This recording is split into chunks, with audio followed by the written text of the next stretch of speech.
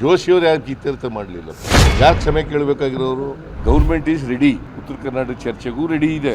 ಏನು ಮಾಡ್ಬೇಕು ಹೇಳಿ ನೀವೇ? ತೀರ್ಮಾನ ಆಗಿರೋದು ಸೋಮವಾರ, ಮಂಗಳವಾರ, ಬುಧವಾರ 3 ದಿನ ಉತ್ತರ ಕರ್ನಾಟಕದ ಬಗ್ಗೆ ಚರ್ಚೆ ಮಾಡಬೇಕು ಅಂತ. ಅವರು ಯಾವ ಸಬ್ಜೆಕ್ಟ್ ರೈಸ್ ಮಾಡ್ತಾರೆ ಅಂತ ಹೇಳೋಕ್ಕಾಗಲ್ಲ.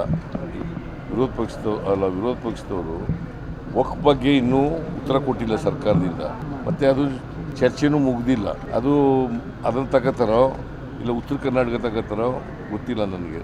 ಗೌರ್ಮೆಂಟ್ ಈಸ್ ರೆಡಿ, ಉತ್ತರ ಕರ್ನಾಟಕ ಚರ್ಚೆಗೂ ರೆಡಿ ಇದೆ, ಉತ್ತರ ಕೊಡೋಕ್ಕೂ ರೆಡಿ ಇದೆ.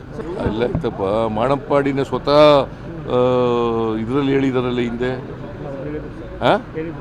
ಮತ್ತೆ ಅದು ಏನು, ಯಾವ್ದು ಸರಿ ಯಾವ್ದು ತಪ್ಪು? ಈಗ ಮೊದಲು ಹೇಳಿದವ್ರು ಯಾರು ರೀ? ಮಾಣಿಪ್ಪಾಡಿ. ಅದ್ರ ಮೇಲೆ ತಾನೇ ನಾವು ರಿಯಾಕ್ಟ್ ಮಾಡಿರೋದು. ಈಗ ಇಲ್ಲ ಅಂತಂದರೆ ಏನು ಮಾಡ್ಬೇಕು ಹೇಳಿ ನೀವೇ? ನಾವು ರಿಯಾಕ್ಟ್ ಮಾಡಿರೋದು ಸರಿಯಾಗಿದೆ ನನ್ನ ಪ್ರಕಾರ. ಅವರು 150 ಕೋಟಿ ಆಫರ್ ಮಾಡಿದ್ರು ಅಂತ ಅವರೇ ಹೇಳಿರೋದು. ವಿಡಿಯೋ ರೆಕಾರ್ಡ್ನಲ್ಲಿ ಇದೆ, ಅವರೇ ಮಾತಾಡಿರೋದು, ಪ್ರೆಸ್ ಮೀಟಿಂಗ್ ಮಾಡಿ ಹೇಳಿರೋದು. ಗೊತ್ತಾಯ್ತಾ? ನಂಬರ್ 1.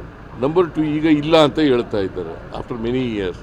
ಏನು ಮಾಡ್ಬೇಕು ಹೇಳಿ ನೀವೇ ಹೇಳ್ಬೇಕು. ಏನು ಮಾಡಬೇಕು? ಜೋಶಿಯವ್ರು ಯಾಕ್ರಿ ಮಾಡಲಿಲ್ಲ? ಜೋಶಿಯವ್ರು ಯಾಕೆ ಇತ್ಯರ್ಥ ಮಾಡಲಿಲ್ಲಪ್ಪ? ಯಾರು ಕ್ಷಮೆ ಕೇಳಬೇಕಾಗಿರೋರು? ಯಾರು ಇತ್ಯರ್ಥ ಮಾಡಲಿಲ್ಲ ಅವ್ರು ಕ್ಷಮೆ ಕೇಳಬೇಕು. ಇಲ್ಲಪ್ಪ, ಈಗ ಅವ್ರು ಹೇಳಿದ್ದಾರೆ, ನೋಡೋಣ. ಈಗ ಅದನ್ನು ಪ್ರಸ್ತಾಪ ಚರ್ಚೆ ಮಾಡಿ